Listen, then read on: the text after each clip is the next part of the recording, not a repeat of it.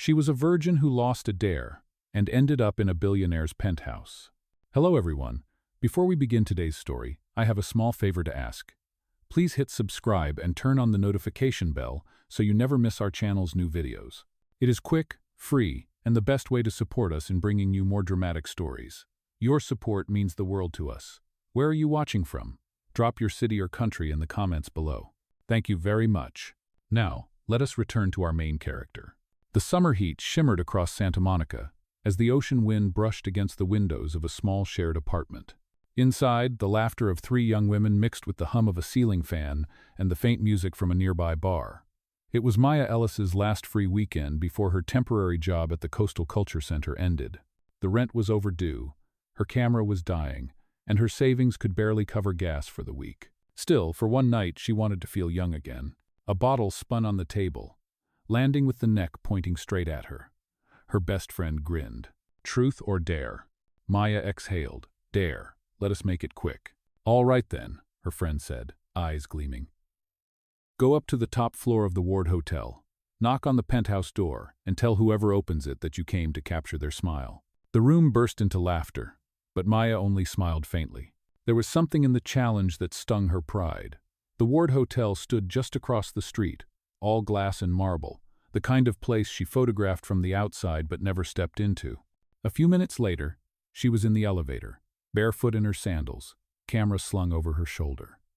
The metallic hum filled the silence as the numbers climbed higher, 30, 40, 50. Her heart thudded louder with each floor. When the doors slid open, the corridor stretched before her like a mirror-lined tunnel, washed in golden light. She hesitated, checking the small paper card with the number scrawled on it, Penthouse 5201. She walked forward, feeling her pulse race in her neck. At the door, she almost turned back. Then she whispered to herself, "Come on, Maya, it is just a dare. No big deal." She raised her hand and knocked. Once, twice. The door opened. A man stood there, tall, early 30s, sleeves rolled to his elbows, a faint glow from the computer screen behind him outlining his figure. He was not wearing a suit, but everything about him, his stillness, his quiet authority spoke of someone used to command. Yes? His voice was low, controlled, with the hint of a sleepless night in it. Maya froze, her rehearsed line evaporating. For a second, she could hear only the ocean outside. Then she forced the words out. "I came to capture your smile." He looked at her, puzzled, then at the camera hanging from her neck. "You are a photographer?" "Something like that," she said softly, trying to sound braver than she felt. His lips curved, not quite into a smile, more like curiosity. "You picked the wrong time. I do not smile much." "Then tonight might be a good night to start," she said, and the words surprised even her. He stepped aside just enough for the warm light to spill across the hall. "Who sent you?" Maya hesitated. "A dare. Just a stupid summer dare." He studied her, the reflection of the city lights dancing in his eyes. "People usually knock on this door for interviews, not dares." "Then I guess I am the wrong kind of brave," she replied. The corner of his mouth lifted, almost a laugh. "You have no idea how wrong you might be." "Low?" For a heartbeat, the silence between them felt alive, the hum of the ocean below, the scent of salt in the air, and two strangers caught in a moment neither of them had planned. He finally said, "Come in. Since you came all this way, you might as well finish your dare." Modo. And as Maya stepped over the threshold, camera trembling in her hands, she had no idea that the man standing before her was Ethan Ward, the most controversial billionaire in California, and that this impulsive summer night would change both of their lives forever. The ocean shimmered below the penthouse windows as Maya stood frozen in the doorway, unsure if she should laugh, apologize, or run. The air smelled faintly of cedar and sea salt, and the floor beneath her bare feet gleamed like polished gold. Ethan Ward motioned toward the living room. "Come in. You look like you might pass out," he said, his tone dry but not unkind. She stepped inside, clutching her camera. Every corner of the room seemed to hum with quiet power steel, glass, and stillness. It was not just a home. It was a fortress for someone who had long forgotten what warmth felt like. Ethan watched her, leaning casually against the counter. "So, what happens next? Do you take the picture and vanish?" Maya lifted her camera hesitantly. That was the plan. "Then go ahead," he said. "Let us get it over with." She focused the lens, but the viewfinder framed more than a face. It captured a loneliness she recognized. For a moment she forgot the dare. The shutter clicked once, breaking the silence.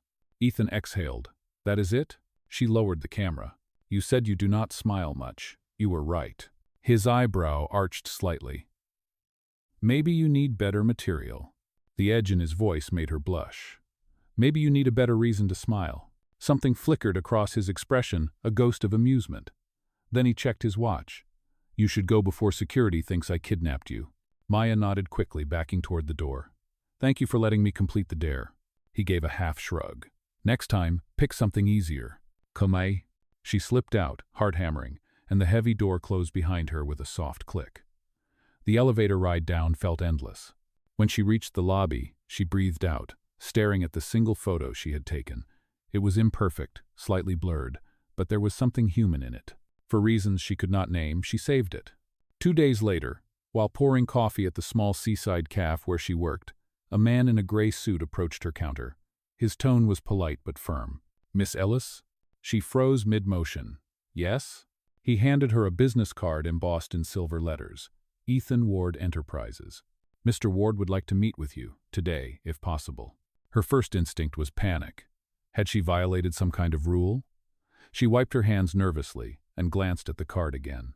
Later that afternoon, she stood in the hotel's private lounge, the same place she had run from days earlier.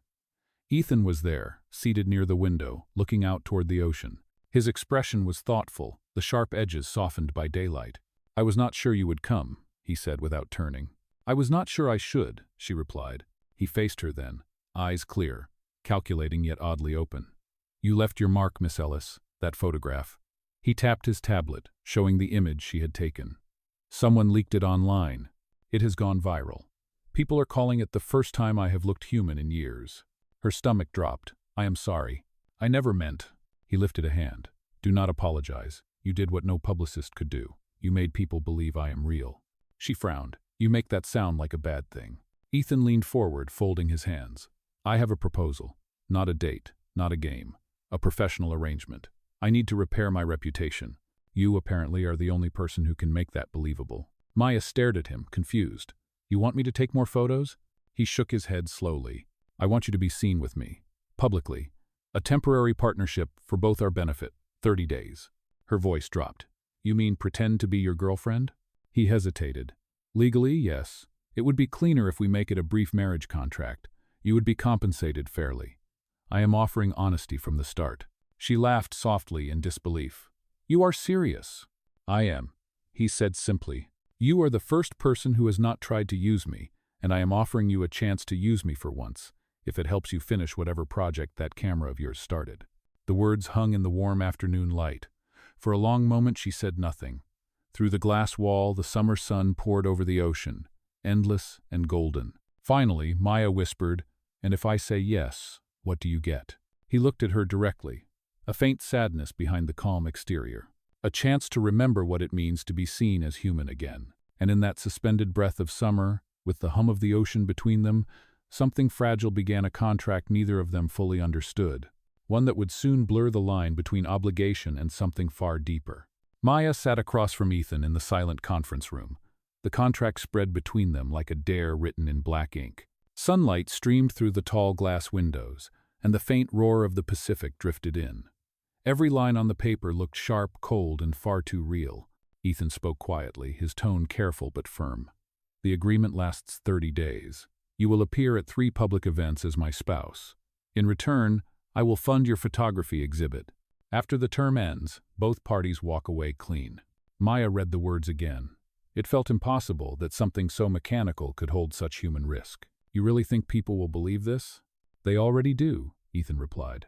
Your photo of me changed everything. They want to see who made me smile. You are exactly what they expect a genuine person, someone the press cannot manufacture. She stared at him. You say that like I am a product. For a second, something softened in his eyes. I am saying you are real. I am not used to that. The pen in her hand felt heavier than it should. And if I refuse? Ethan leaned back, expression unreadable. Then you walk out that door and never see me again. No hard feelings. Maya looked down at the line, waiting for her signature. The thought of her small photography project dying in her laptop tugged at her chest. She could almost hear her mother's voice reminding her that courage often looked foolish at first. She signed. Ethan nodded once, his tone almost gentle.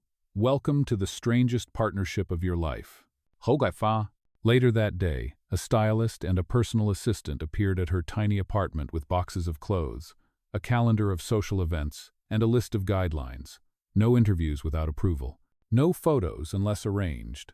No private communication with the press. It felt less like a marriage, and more like entering a role in a film. Still, when she walked into the penthouse again that evening, the golden light from the setting sun filled the space. Ethan stood near the balcony, reading a document, sleeves rolled up, hair slightly disheveled. For a moment, he looked less like a billionaire and more like a man simply trying to hold his world together. He glanced up. You look different already. Different good or different disastrous? Different alive, he said. Do you always challenge people this fast? Only the ones who seem afraid of real questions. He smiled faintly, as if she had caught him off guard. You are going to make this month very complicated.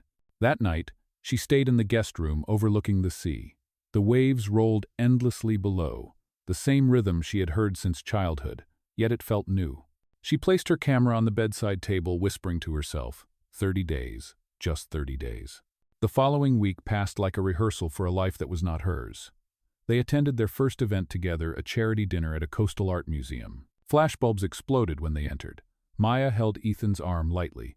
Every camera pointed their way. He leaned down just enough for the microphones to catch his words. This is my wife, Maya, he said. The words sounded foreign in his mouth. She smiled, remembering his earlier warning to look natural.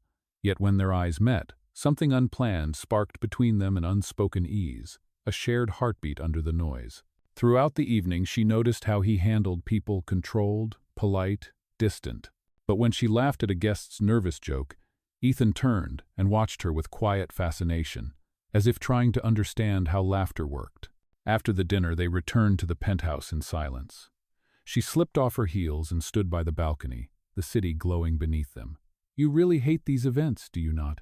He joined her, hands in his pockets. I hate pretending. It is easier to hide behind numbers and walls. Maya looked at him carefully. Then why do this at all? Because the company means thousands of jobs. I cannot let it fall apart because people forgot I am human. She nodded slowly. Then maybe you should start by letting yourself act human. Ethan turned to her, his voice quiet. That is what I am trying to remember how to do. The air between them shifted. For the first time since the contract began, she felt something genuine, small, fragile, but real. And as the night breeze carried the scent of salt through the open window, Maya realized that this arrangement was no longer just a job. It was the beginning of a story neither of them had planned to tell. The next morning, sunlight poured through the tall glass windows of the penthouse, painting the marble floor in shades of gold. Maya woke to the quiet hum of the city below. The guest room smelled faintly of coffee and ocean air. For a moment, she forgot where she was, until the memories of last night returned: the dinner, the cameras, the word wife, spoken by a man she had known for less than a week. Ethan's assistant had left a note on the kitchen counter. Breakfast at 8. Ward prefers punctuality. Maya smiled at the formality of it. She poured herself coffee and found Ethan already seated at the dining table, reading the news. He glanced up. Morning. You survived the headlines? He asked. I try not to read gossip. She sat down opposite him. Should I be worried? He folded the paper. Apparently, we are the most searched couple of the week. Congratulations. She rolled her eyes. I am thrilled. Ethan allowed himself a small laugh. Do not worry. Public attention fades fast. In 2 weeks, someone else will do something scandalous. Maya studied him for a moment. Without the sharp suits and rehearsed charm, he looked almost human, tired but softer. Do you ever stop working? He paused, then said quietly, Not really. Work is easier than people. Maya took a sip of coffee. Then maybe you need better people. Later that day, a stylist came by for the second event, a daytime fundraiser at the coastal botanical gardens. The summer air shimmered, and the scent of lavender floated through the open space. Ethan arrived in a light gray suit. Maya wore a simple dress, the color of seafoam. Cameras clicked the moment they stepped out of the car. Maya smiled for the photographers, keeping her hand lightly on Ethan's arm. You do not have to hold your breath every time someone takes a photo, she whispered. He looked down at her, amused. You notice everything. It is part of my job. The event was crowded but peaceful. Guests mingled among the flower beds while musicians played soft jazz under a white canopy. When a reporter asked Maya what she found most inspiring about her husband, she replied calmly, "That he tries. That is rarer than perfection." The crowd chuckled, charmed by her sincerity. Ethan's expression softened for the briefest second. For the first time, it felt like the world was seeing him the way she did, not as a symbol, but as a man trying to remember how to live. After the interviews ended, they wandered toward the back of the gardens where the press could not follow. Maya crouched beside a patch of wild daisies, tracing the petals with her fingers. "You know," she said, "I like these better than the imported roses. They are imperfect, but they last longer." Ethan watched her in silence. "You make everything sound like a metaphor." She smiled without looking up. "Maybe because it is. We spend so much time trying to prove we belong somewhere, we forget to bloom where we already are." For a while, neither spoke. A soft breeze moved through the trees, carrying the scent of salt and flowers. Later that evening, back at the Penthouse, Ethan appeared in the kitchen while Maya was washing the dishes from their quiet dinner. He leaned against the counter. "You did well today. You handled the press better than I did." "I just told the truth," she replied. "It is easier than pretending." He nodded. "I envy that." She turned to him. "Then stop envying and try it. Say something real." He hesitated. "I do not know where to start." "Anywhere." Ethan looked out toward the city lights. "When my father died, everyone told me to move on. I did, but I think I moved too far. Somewhere along the way, I stopped feeling anything that was not written in a contract." Maya dried her hands and stepped closer. "Maybe you just need someone to remind you that life is not supposed to be signed off. It is supposed to be lived." He met her eyes, something unspoken passing between them. The moment stretched gentle, fragile, and entirely real. Then the timer on the stove beeped, breaking the spell. She laughed softly. "That is your cue back to reality." Ethan smiled, the kind that reached his eyes this time. "Reality does not seem so bad lately." "Oh." That night, Maya sat by her window, scrolling through the photos she had taken that day. Among them was one of Ethan standing under a canopy of light, the faintest trace of a smile on his face. She saved it in a separate folder titled "The Beginning of Something True." Outside, the waves whispered against the shore, and for the first time since the dare that a week later, summer light shimmered through the penthouse windows as Maya adjusted the strap of her camera. The third and final public event of their arrangement had arrived, the Horizon Foundation Gala. It was the largest, most televised charity evening of the year, hosted in the glass atrium of the Ward Hotel itself. Ethan's team had spent days preparing, perfecting every detail. To the outside world, this event was a celebration of his company's environmental milestone. For him, it was also the final test of whether the world still believed in the man behind the fortune. For Maya, it was the night she needed to prove to herself that she could stand in his world without losing her own. When she entered the lobby, the chandeliers shimmered like captured sunlight. Her dress, a soft silver gray, caught the light every time she moved. Ethan was waiting near the entrance, calm and immaculate in a tailored suit. He looked at her for a moment longer than usual before speaking. "You look like you belong here," he said quietly. "Do not say that like it surprises you." "Lo." He smiled faintly. "I stand corrected." The cameras flashed as they stepped onto the red carpet. Reporters called their names. Microphones lifted high. Ethan rested a hand lightly on the small of her back, guiding her through the chaos. It was a gesture meant for show, but when his fingers brushed against her, the contact felt far too natural. Inside, the evening unfolded with speeches, music, and polite laughter. The rich and powerful mingled glasses of champagne clinking like small bells.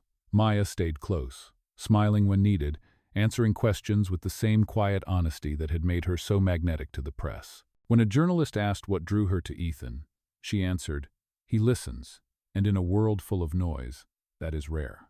The room quieted. Even Ethan looked momentarily disarmed. Later, when the band began to play, she slipped toward the terrace to breathe. The ocean stretched dark and endless beyond the glass railing. A few minutes later, Ethan joined her, his jacket slung casually over one arm. "Escaping already?" he asked. "Taking a break," she said. "Too much champagne and not enough oxygen." He leaned beside her. "You handled yourself perfectly tonight." She laughed softly. "So did you. You almost looked like you were enjoying it." "Almost," he admitted, "but I did enjoy seeing you there. You make people believe in me again, and that is something I did not think was possible." She turned toward him, the wind lifting strands of her hair. "Maybe they do not believe in you because of me. Maybe they believe because you finally stopped hiding." Ethan's expression softened. You make that sound simple. Sometimes the truth is simple. We just spend our lives trying to complicate it. He looked at her then, long enough for the space between them to change. The laughter from the ballroom faded behind the glass, replaced by the hum of the waves below. For a brief, suspended moment, neither of them moved. Then a waiter appeared at the door. "Mr. Ward, the board members are requesting a photograph." Ethan nodded, his voice even. "I will be right there." When they were alone again, he said quietly, "This might sound strange, but I do not want this month to end." Maya hesitated, then smiled. "Then stop counting the days." Les. Back inside, the evening closed with a standing ovation for Ethan's foundation. Cameras caught every gesture, the way he looked at Maya, the way she clapped proudly from the edge of the stage. The world saw a perfect partnership built on elegance and mutual respect. But when the lights dimmed and the music faded, both knew something deeper was shifting beneath the surface, something real and frighteningly fragile. That night, as the penthouse lights went out one by one, Maya placed her camera on the desk beside a single printed photo of Ethan smiling under the garden lights. She traced the edge of the image and whispered to herself, "Do not fall for something that was never meant to last." Yet outside, the city glowed against the summer sky, and the echo of Ethan's words, "I do not want this month to end," lingered like a promise neither of them could take back. Tarted it all, Maya felt something she had not felt in a long time: peace. The days after the gala slipped by quietly, as if the world had paused between breaths. The tabloids had crowned them the most compelling couple of the summer. Everywhere they went, people smiled, whispered, and watched. Yet behind the public shimmer, both Ethan and Maya began to feel the edges of their agreement tighten like a thread pulling too hard. One morning, Maya found Ethan on the balcony, already dressed, staring at the sea below. He did not turn when she joined him. "You have been awake since dawn again," she said. "Are you waiting for the world to end, or just thinking too much?" He managed a faint smile. "Both, maybe. The board wants an early meeting today. They think I have become distracted." She studied him. "Have you?" He looked at her finally, eyes steady but uncertain. "Maybe that is not a bad thing." "Do come." The words lingered in the warm air, heavy with meaning. Maya felt the familiar tension between what was real and what was supposed to stay pretend. She turned away first, needing distance from her own heartbeat. Later that afternoon, Ethan invited her to visit one of his restoration projects outside the city, a small marine center rebuilding coral ecosystems. It was the kind of place built for quiet work, not headlines. The employees greeted him warmly, surprised to see the woman from the photographs walking beside him. As they toured the facility, Maya saw another version of Ethan emerge. He listened to every worker, remembered names, asked about progress without condescension. His voice softened when he spoke about the ocean, the tides, and time. Watching him, she realized that behind the armor of wealth, there was still a man who cared deeply but had forgotten how to show it. When they reached the pier, she lifted her camera and said, "Hold still." He frowned playfully. "Do I need to smile?" "No," she said. "Just be honest." The shutter clicked. The photograph caught him in half light, hands in his pockets, the sea stretching behind him like memory. For once, he looked unguarded. That evening, they stopped by a small roadside diner. No paparazzi, no formalities, just coffee, pie, and quiet. Ethan leaned back in the booth, studying her across the table. "You know," he said, "I have been thinking about your project. You could use the foundation's resources, the gallery space downtown. You should let people see your work." Maya stirred her coffee slowly. "You mean after the contract ends?" He hesitated. "After, yes. Or, even if it does not end the way we planned." She met his eyes. "Ethan, this was never supposed to be forever." "I know," he said softly, "but what if it could have been something real?" The words unsettled her. She looked out the window where the sky glowed orange over the Pacific. "You cannot build real things on a lie." He leaned forward. "Then tell me how to make it true." Maya shook her head. "You cannot fix everything with an offer or a signature. Sometimes it is enough just to care." For a while, neither spoke.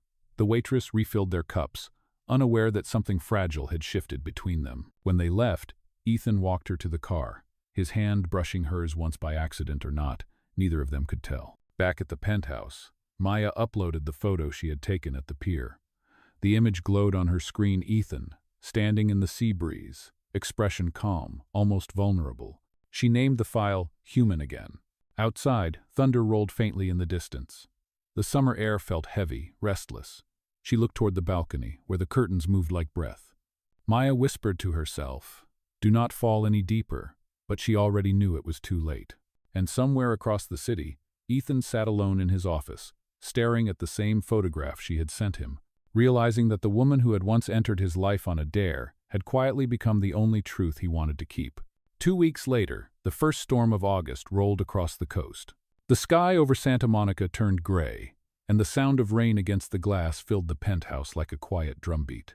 Maya stood by the window, her reflection trembling against the stormlight. On the coffee table, her camera rested beside a stack of unopened letters from Ethan's company.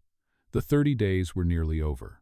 She had tried to prepare herself for it, to convince her heart that everything had been an arrangement, a line in a contract. Yet every time Ethan walked into the room, calm and unguarded, the boundary between truth and pretense blurred a little more. That morning she found him pacing near the living room, his phone pressed to his ear. His voice was sharp, unfamiliar. "No, absolutely not. We do not release that statement.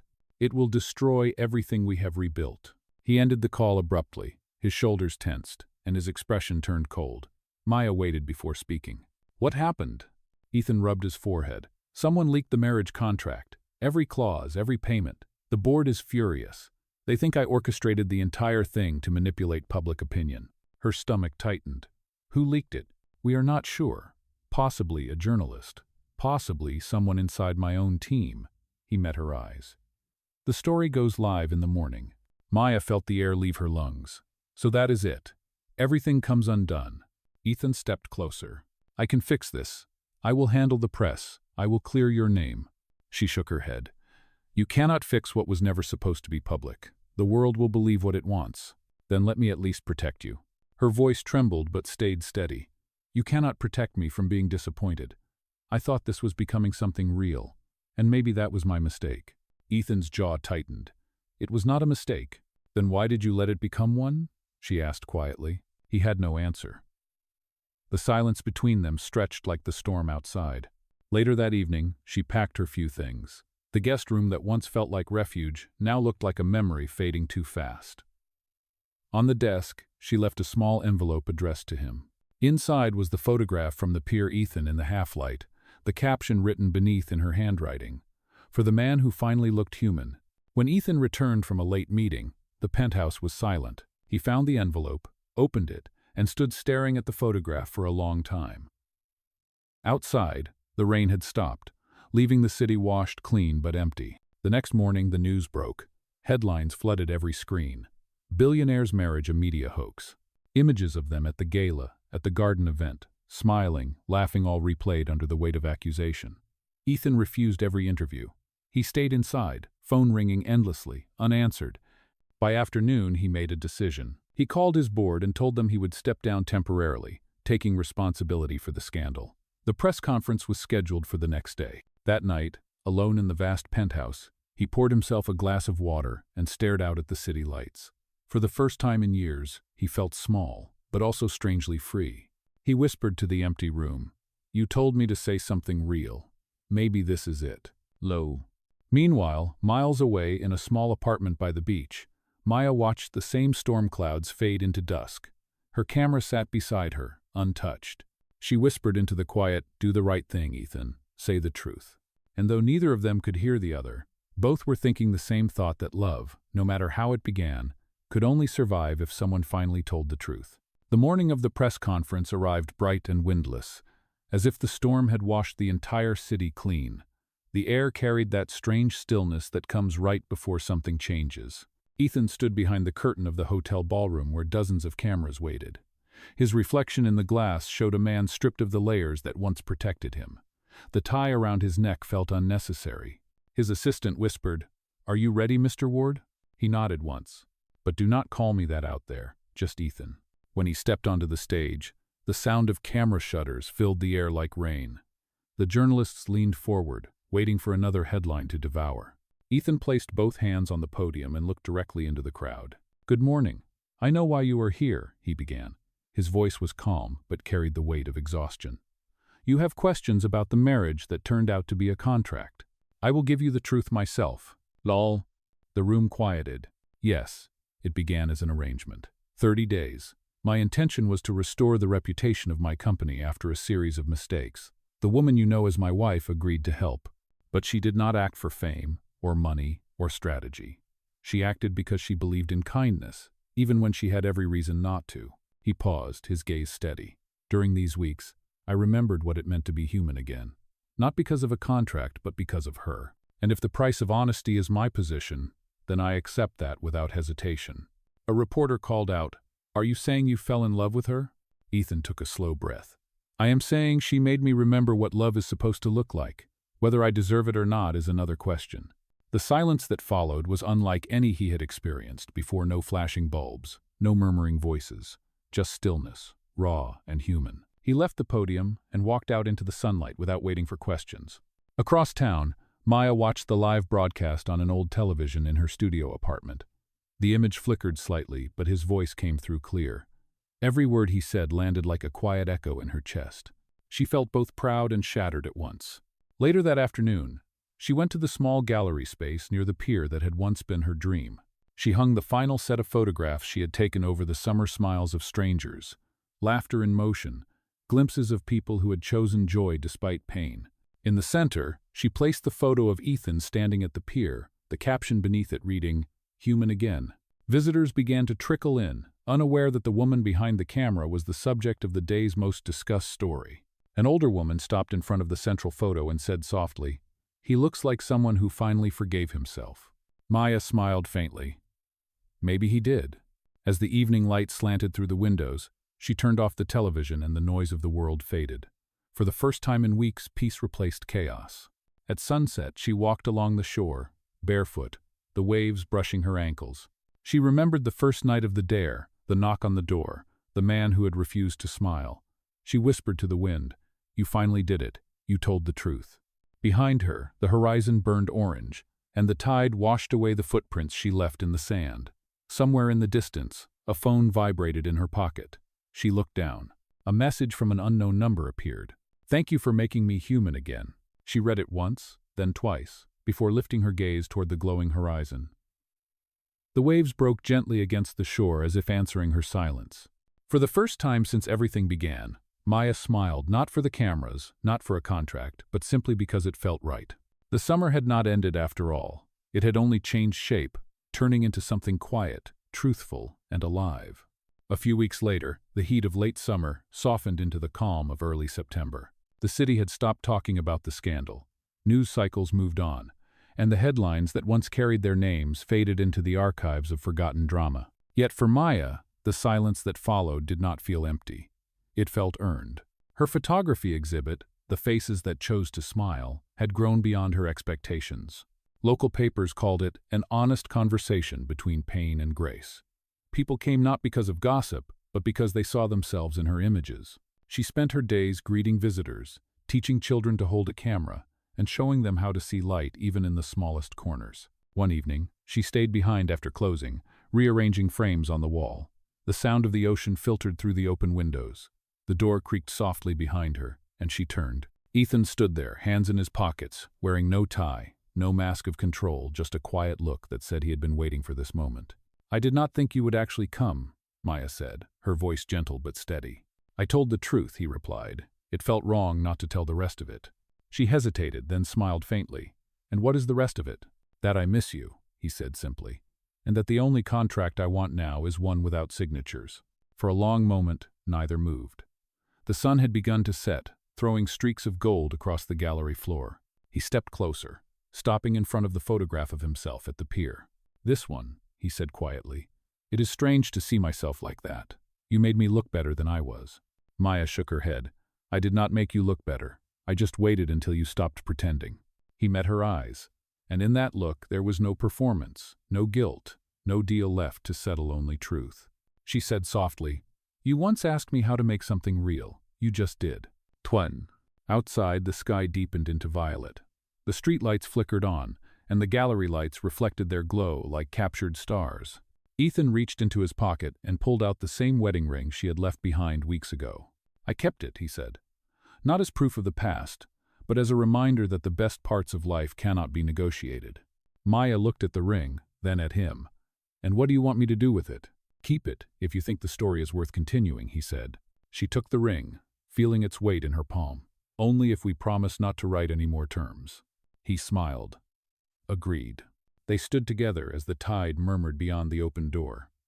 The city lights shimmered like reflections on water, and for a moment, time seemed to hold still. Maya leaned her head lightly against his shoulder and whispered, "So this is how real begins."